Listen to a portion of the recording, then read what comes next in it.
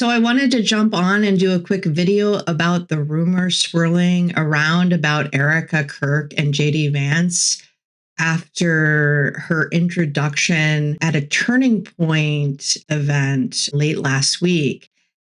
During this same event, JD Vance mentions he wishes his wife Usha will convert to Christianity. And this was the first headline that I saw before I saw all of the controversy about the hug that she gives JD Vance. And I was curious about this headline. I was like, what is this? And then when I later saw the controversy over the introduction, that news headline to me made more sense, and it seemed a bit deliberate to me.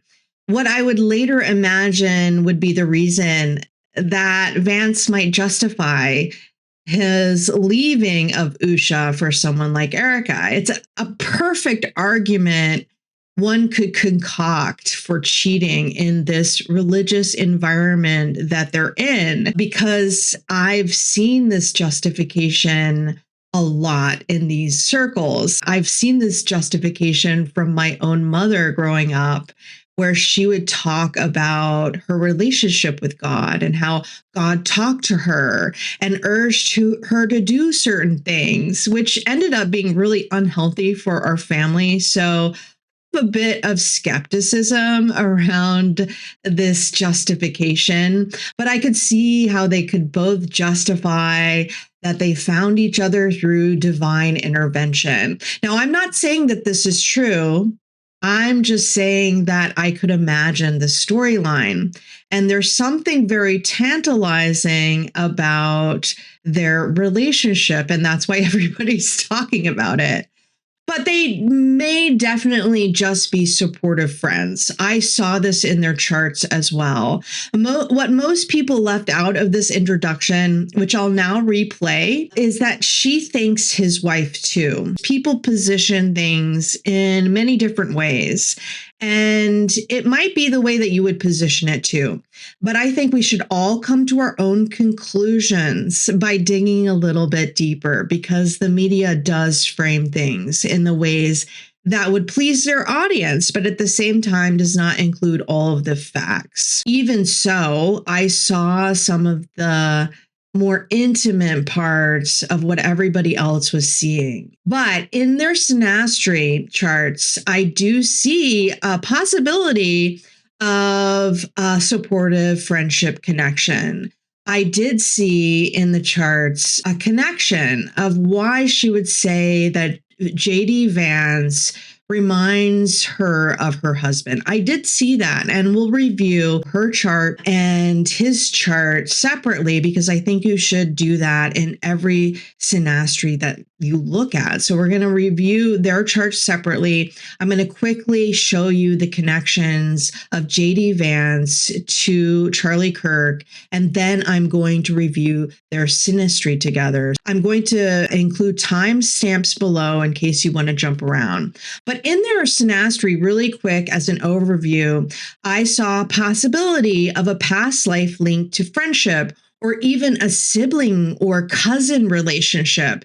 They were both born in Ohio, after all. There might be some blood connections. You never know. They might be related very distantly. And Erika does have her design sun in the Human Design Gate 59, which is a gate about breaking down barriers to create union. It's called the gate of sexuality. It doesn't mean that she's purposefully sexual. It's just her nature to break down barriers. It's her nature to be intimate in a way. She has a superpower exuding that and being able to create that intimate connection. And that type of hug is probably just natural for her.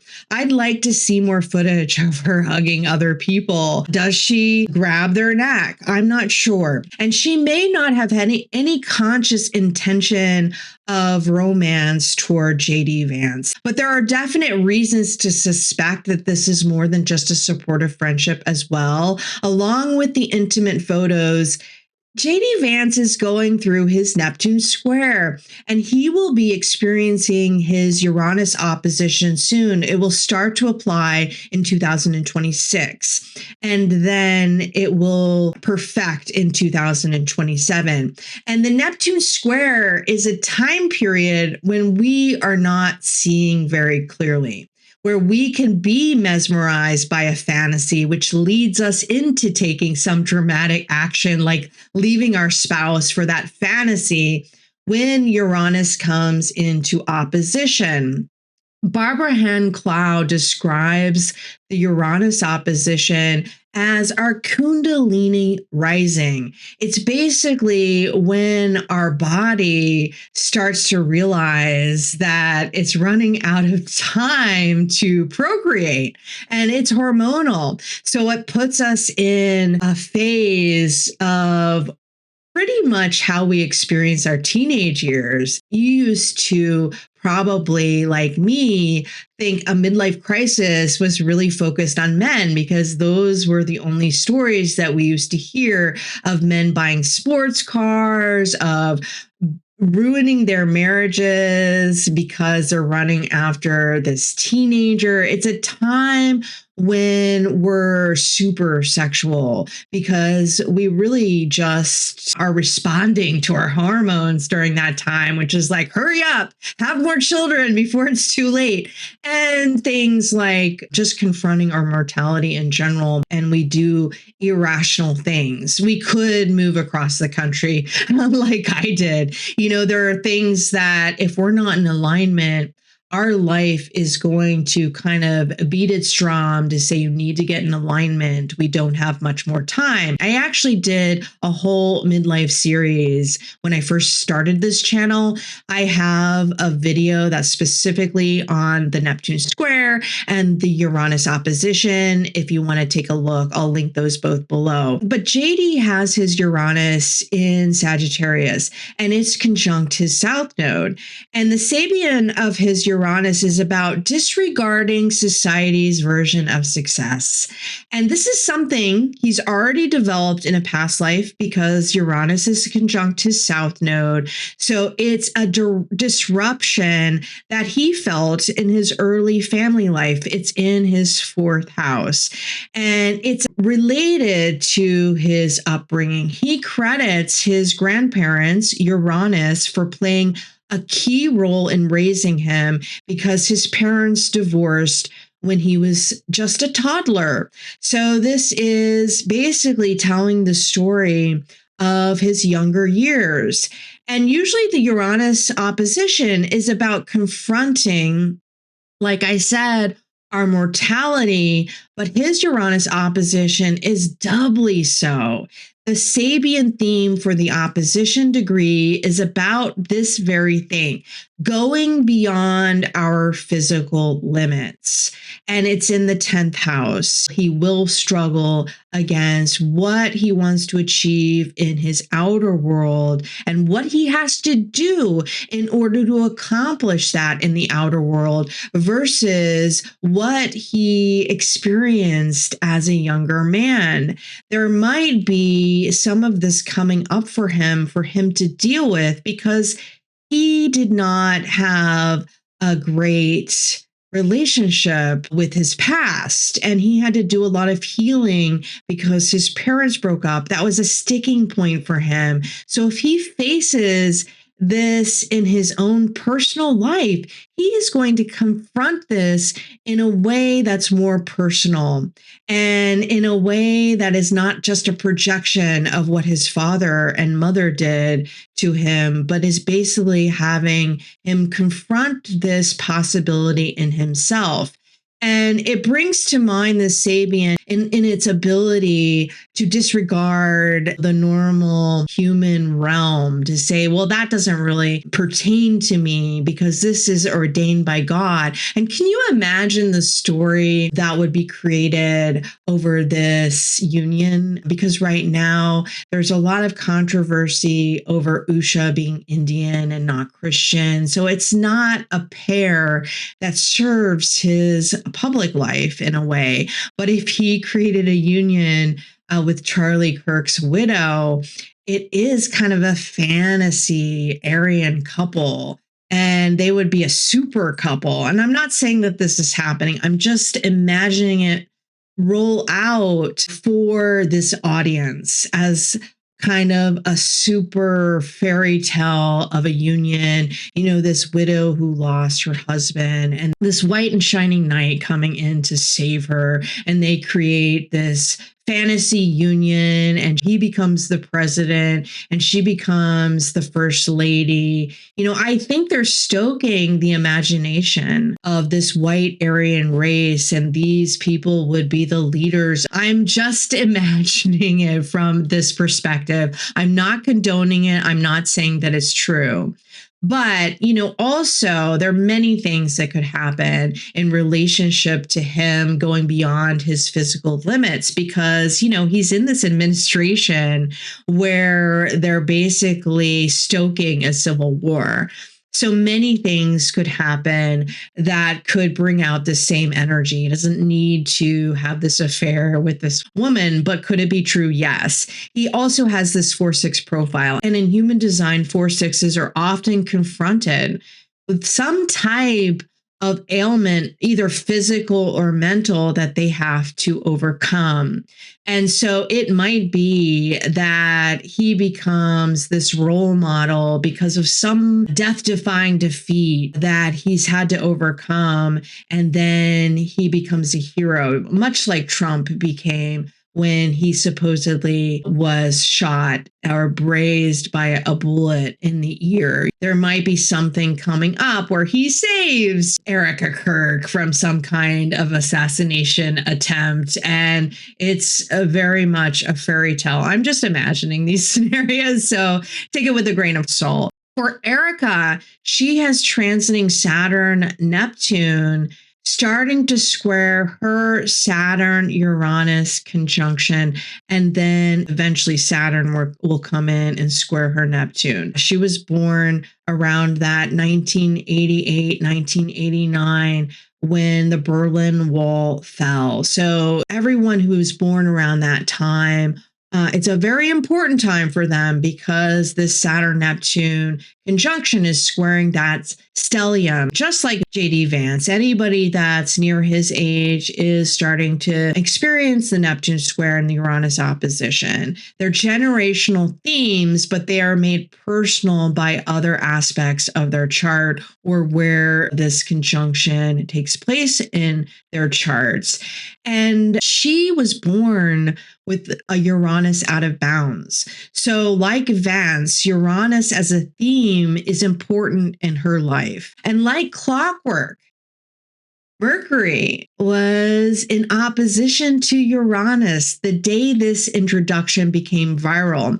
It was conjunct her Jupiter degree. She has her Jupiter on the human design line labeled the dogmatist, and Vance's design Chiron is on this degree as well. So why don't we take a look at this video? It's quite long, so if you've seen it, you can skip ahead. I'm going to leave timestamps below, so feel free to jump around to what interests you the most. I am tremendously blessed and honored tonight to be able to introduce to you a very, very dear friend and his wife. They are incredible. And I see no one will ever replace my husband. No. But I do see some similarities of my husband in JD and Vice President JD Vance. I do. And that's why I'm so blessed to be able to introduce him tonight, because he understands the fight that we're up against, and he can articulate that in a way that transcends race, that transcends demographic backgrounds. He's an amazing man. So please help me welcome to the stage Vice President JD Vance.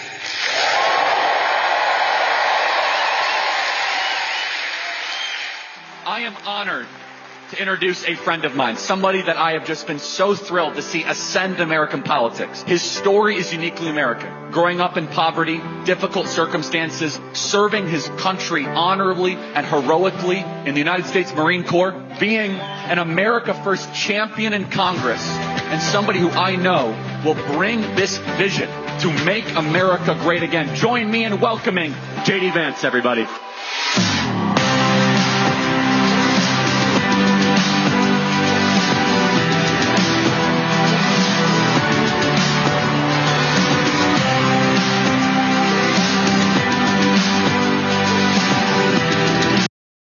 Now let's take a look at Erika Kirk's astrology and human design chart. Now, I first want to point out that there is no known time of birth for her. And it also states that she was born in Ohio, but it doesn't give her city of birth. So what I did was I noticed that she was born during the same time period as the upcoming new moon, which is on the juxtaposition cross of empowerment. And when I was looking at her, I had a strong sense that she was a Libra rising, which still makes her cross the juxtaposition cross of empowerment. I will talk more about that cross in my upcoming new moon video. I thought that she looked like a classic beauty, which is what Venus in exaltation represents, is somebody who has classic beauty features. That's what I see when I look at her. She's got Swedish heritage. She's got that beautiful blonde hair. If you're interested in that kind of thing, we all have our own view of what classic beauty represents. And so you might take umbrage with my seeing her as a classic beauty. I'd love to hear your feedback on that. But that's what I see. That's why I chose to put her as a Libra rising with Venus in the first house. But when you look at her chart as a whole, symbolically, without needing to look at the rising sign, she has a lot of symbolism about an ideal of the masculine feminine archetype. She's a Scorpio sun, Mercury, and Pluto. And those planets, from a traditional perspective, are ruled by that Mars, which is also exalted in Aries. She has a magnetic and commanding presence with all that Scorpio energy. Someone that is interested in going deep, someone that is drawn to powerful people and transformative experiences. So I'm not going to spend a lot of time on her human design chart. There's a lot here that I could interpret as well. But if she was born at this time period, she would be what you would call an emotional projector, with her sun in gate 14. And 14 in the I Ching is called the wagon. And she's got it in the line that's about security. And she has a lot of resources to her, a lot of power, but it's focused on unions with others who will keep her safe and secure. She does have her design sun in gate 59, like I said, which is her ability to break down barriers, to create intimate unions with others. But she's a projector. So they are really focused on creating unions with the other one-on-one. And she needs to make very concerted choices on who she gives her power to. And if you look at her astrology chart, her Mars exalted in Aries is in this chart rising on the descendant. And the Sabian symbol for Mars in Aries is about balancing the inner feminine and masculine polarity. So this is a theme in her life. And her exalted Venus in Libra, which sits here in an undefined spleen, which means that she has a lot of fear themes in her life. It's here in gate 32 of the human design chart, and it's in line 6. And the Sabian symbol for this degree is a spiritual perspective beyond polarities, is transcendence. So in this lifetime, she is transcending the traditional values of what a man and woman's relationship is supposed to be like. It's spiritual to her. It's not just the normal trad wife experience. It's supposed to be a spiritual experience beyond the limits of whatever is passed down to law here on the earth plane. Like I said, she's a classic Aryan beauty, which many of her fans will agree. And her marriage was symbolic of this ideal or this belief that they both had about traditional Christian values about men and women, man and wife, exalted Venus, exalted Mars. And she grew up in a broken home, symbolized by the moon. The moon is separating from Mars. Her mom, who is of Swedish ancestry, raised her in Arizona as a single mother. And she was more distinguished than a typical working class woman as she worked at Hewlett Packard. So she was brought up by this very strong woman. Her moon's Sabian, which I love as symbolic of her Christian faith, is called a serpent coiled near a man and a woman. And it's about making relationships sacred. And you could see that there could be some seductive elements about her. The serpent that's there ready to coil and strike and break a union. And that is just about her natural charm, her ability to break down shyness, break down barriers to create this union. In this hypothetical chart, Mars, like I said, is rising on her descendant, and it's at 3 degrees Aries. Mars is squaring her Uranus, Saturn, Neptune conjunction at the bottom of her chart. And Uranus is a Sabian. It's called the Pope. It's representing an ideal. And Saturn is sitting there in between Uranus and Neptune. It's what I would call besieged. And that is a Sabian, which speaks to when security is threatened, is able to take command. Her mother has taught her the strength of being able to take over when life doesn't go your way. Now, does she want to? No. The Saturn is besieged between this non-conforming part of her, this out of bounds Uranus that's basically looking for the ideal. And Neptune is on the other side. And Neptune's Sabian is an angel carrying a harp, being in tune with love, harmony, and beauty. And Saturn is her karmic destiny, basically. Saturn is that restriction and having to take over after her husband's death, before she's able to connect with this harmony and beauty of an ideal. She may not be able to because of her karmic destiny, which is basically saying she needs to step up and she needs to take command.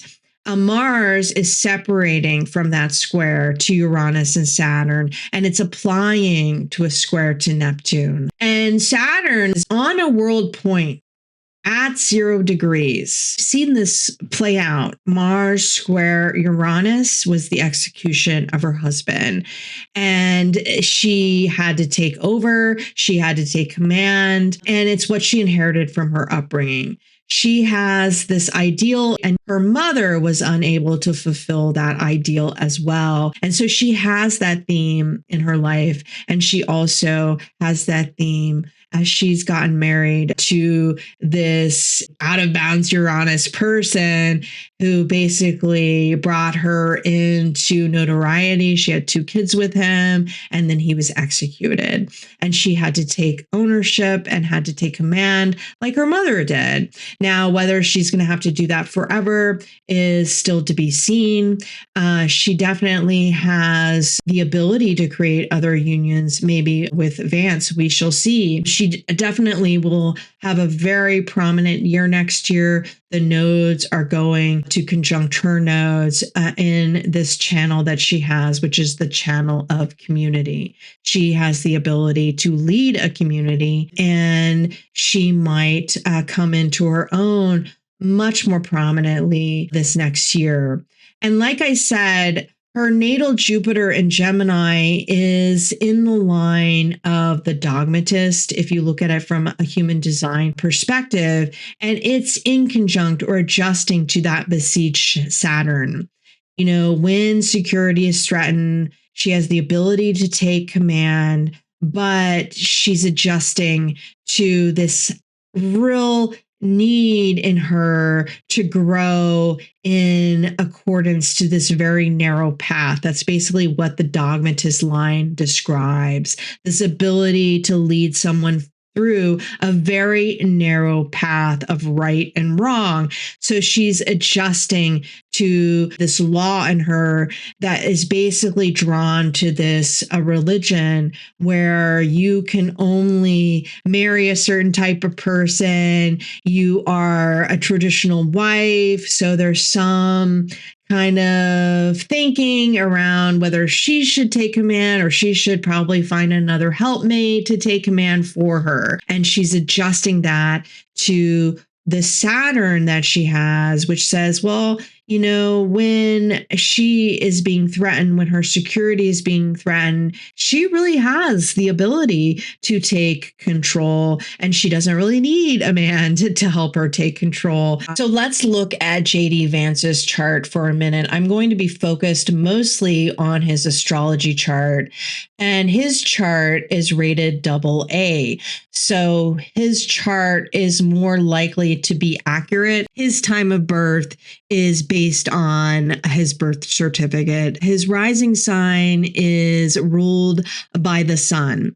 And the sun in his chart is about childlike joy and discovery, but it's also in the 12th house. So it's a bit hidden. He's going through these experiences with Mercury in his first house, Mercury also squaring his nodes. And as the ruler of his north node, it's about apprenticeship. So he's mercurial, you know, really discovering how far the mind can take us. He's getting that apprenticeship with Trump, you know, because Trump is all about believing whatever he thinks is true. And how far can we create our own life by our thoughts? He's getting a front row seat in that type of magical thinking, that type of positive thinking. How far can one go? How far can one manipulate its followers to go? So he's getting an apprenticeship, which he'll get throughout his life, especially as he's transitioning to the latter part of his life, going more toward his north node, although he'll always be centered in his south node because Uranus is on his south node and Mercury is square the nodes. So he's having many experiences as far as what this means to him, as what this means to his identity, who he is in the outside world, 10th house, who he is from a status perspective as a world leader, to who he is really defying the traditions of what a normal kind of home upbringing should look like in relationship to Jupiter ruling his south node. Jupiter is in Capricorn, it's separating from Neptune. It's still in conjunction in his fifth house of romance, of play. He definitely has this ability to fantasize and to create these fantasies in his life. He's accomplished a lot in his life. He's created these partnerships with others that has led him to where he is today as a vice president. Without having a lot of experience. That's that power of Jupiter and Neptune. And Jupiter's Sabian is about seizing power. It's part of his nodal journey. This experience with Erika Kirk is part of that apprenticeship. And, he has both Jupiter and Uranus as themes that are linked to his past. And as he experiences his Uranus opposition, he's going to really confront those themes and where he's headed next. And he has issues he's working out with the feminine. You see that the moon is applying to Pluto, and he also has Venus rising, but it's in the 12th house. And so there's themes related to the feminine. And the moon's Sabian is settled wisdom tradition, but it's applying to Pluto at the 29th degree, which is a critical degree that he needs to work out in this lifetime, this responsibility that he has in relationship to others and to the power dynamic of relationships and what is his responsibility to relationships as far as traditional relationships. He definitely has some things he needs to work out regarding the marriage vow and what that means. And Pluto's Sabian is about the wisdom of knowledge. So what is tradition versus what is the real source of the essence of truth? What is it that is concocted by culture versus what is a deeper truth? Venus, like I said, is in the 12th house. His parents divorced when he was a toddler, and eventually his mother remarried. But he spent his formative years being cared for by his grandparents, which is symbolic of Uranus on his south node. He describes his mother as being a drug addict. And so he has this ideal of who a woman should be. And he has married a person who, for whatever reason, fits in some way that ideal. But with these new rumors swirling around, I wonder if he's rethinking that ideal now that he's converted to Christianity and wanting, like I said, those news headlines, really wishing that his wife would go all in into this Christian fantasy that Erika Kirk really exudes. You can see from their synastry that Erika is part of this nodal journey and will be a part of his Uranus opposition. His Uranus opposition won't be until 2027. It is on the cross of contagion, which if you put her time of birth at the 0 hour, she would be a 4-6 on the cross of contagion.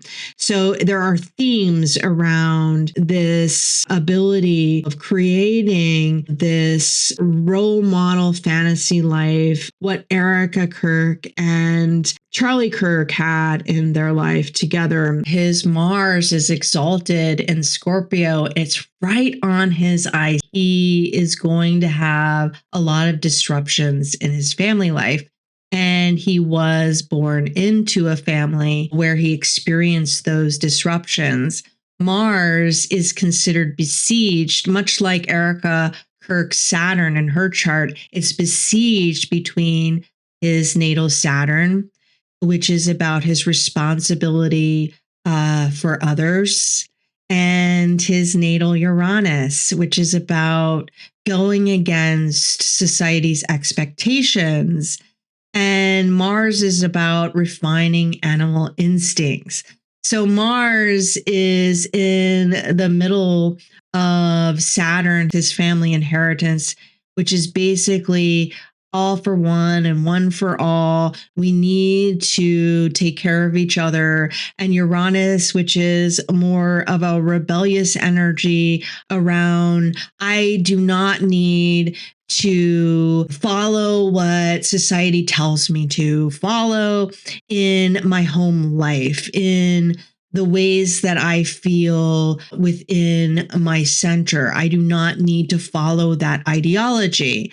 Now, he has a lot of mental thinking around how he was brought up. Like I mentioned, he has a lot of mental ideas about how females should be according to him. And you're seeing some of that play out on the national stage. You know, he's got his North Node in the 10th house, and it's ruled by that Mercury in the first house. It has Chiron very close, and Chiron is opposing Uranus. Now, he is going to be showing his wounds and capacity for healing the nation possibly at some point. But his wounds are going to be shown on the national stage, have been actually shown with his book, Hillbilly Elegy. He talks about how he was brought up by a mom that was addicted to drugs, and basically he was raised by his grandparents. Uranus is symbolic of his grandparents, and how he was raised in a non-traditional way, and how that informs his view of marriage, and how it informs his view of the traditional structure of family life. But he's going to be dealing with that much more publicly, how it plays out in accordance with his own family and the changes that are bound to happen as these types of rumors swirl back and forth, whether they're planned or not.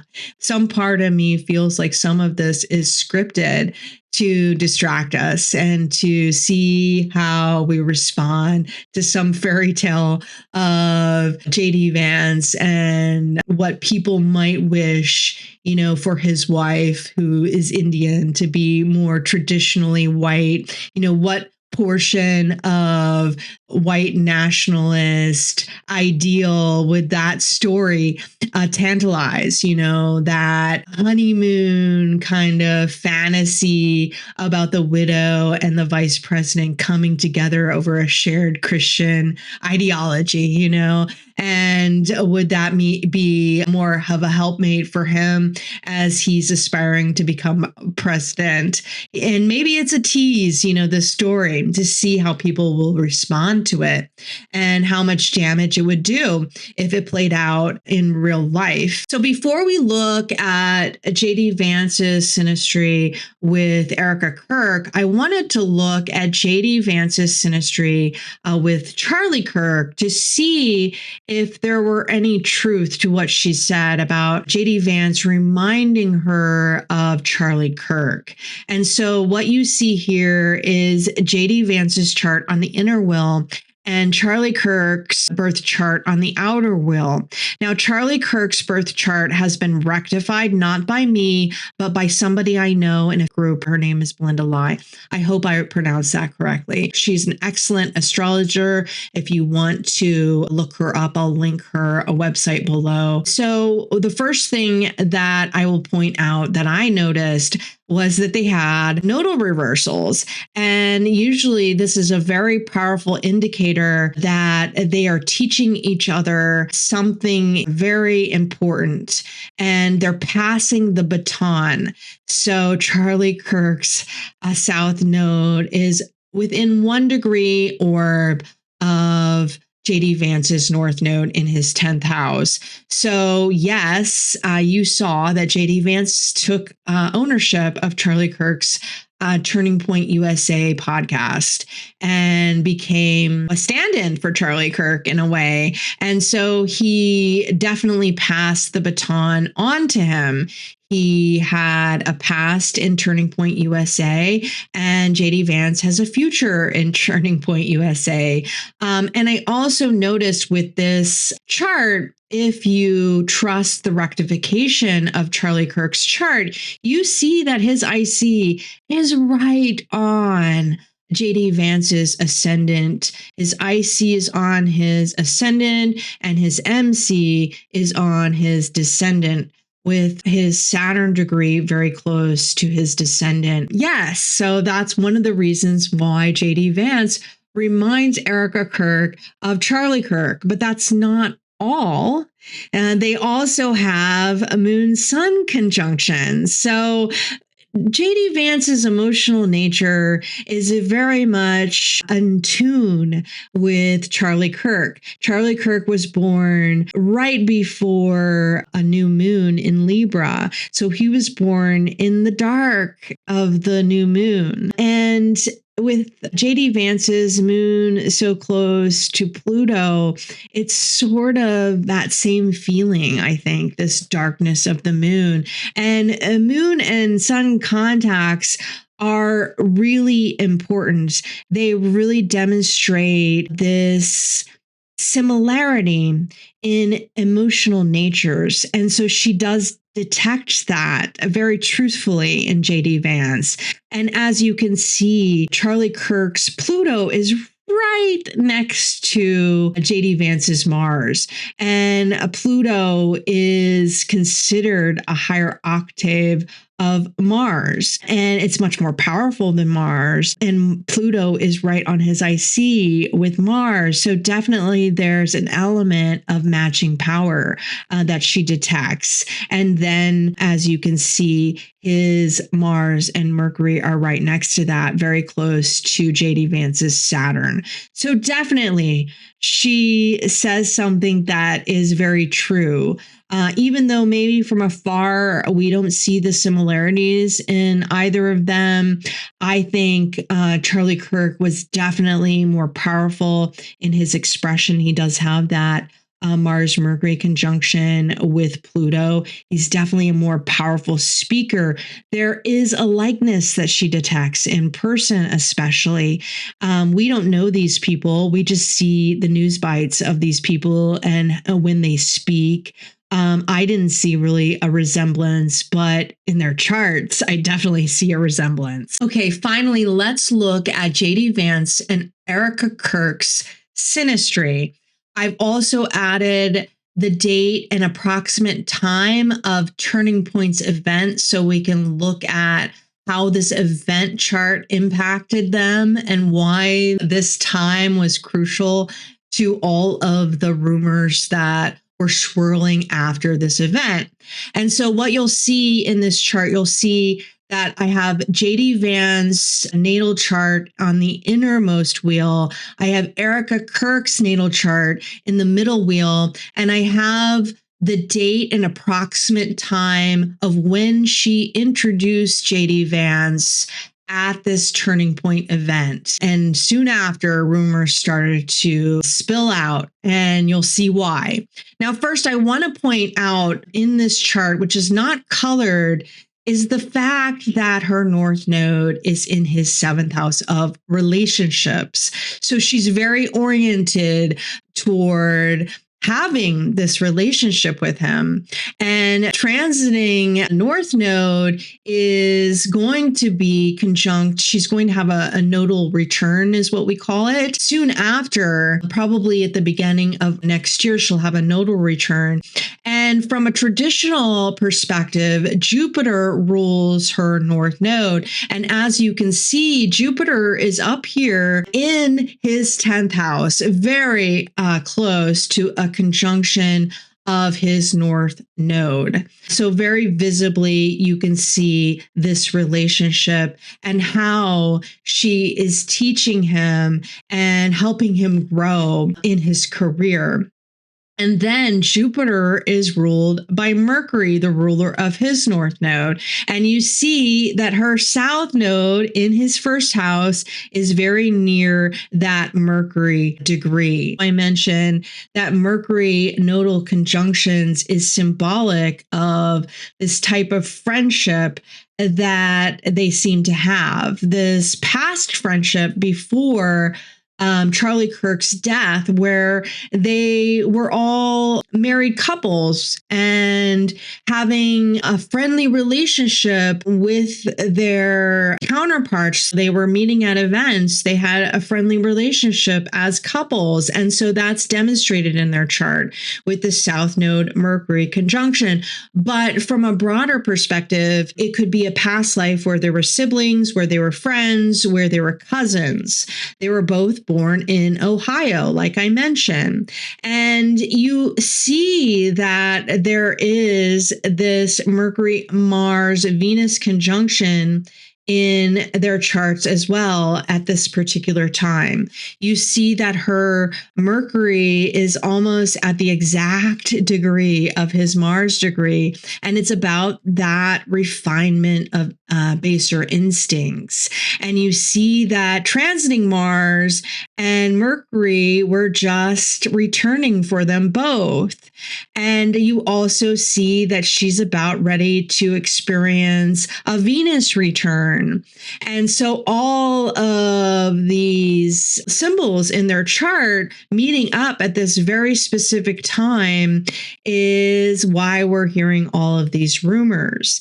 If you look at her Mercury degree is almost in square with her own nodes, and you know that he has a Mercury nodal square, and her Mercury is right on his IC. So you see the symbolism of how they connect. They connect and are learning from each other about how they are in relationship to their words and their thoughts, and how this time of really focused, deliberate going after what they want, and how words really mean and matter, especially in our divisive rhetoric of times, how speech and words really affect each other. And looking at this from a symbolic point of view, the memories of Charlie Kirk and how JD Vance really reminds her of Charlie Kirk.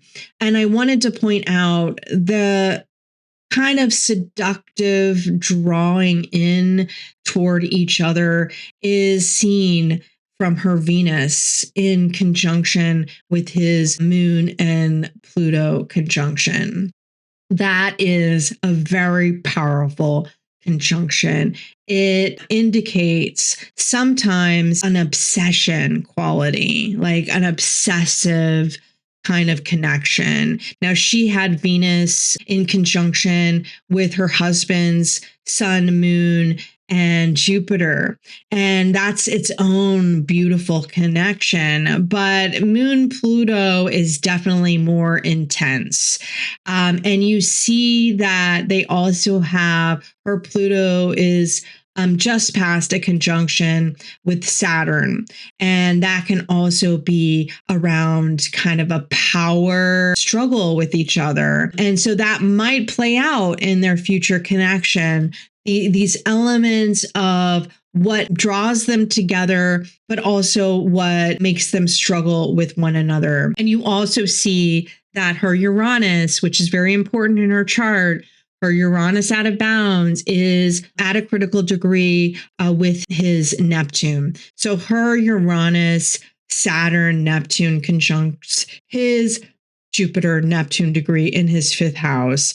And so it's bringing some change to him, very specifically, some change and restructuring of what it means to be in this romantic ideal. They have this connection where, he has this very much clear ideal of what's traditionally a man's role versus a female role, and how do they interact together with that, transiting Saturn and Neptune is very near her own Mars. And so it's restructuring her ideas of what is an ideal man for her.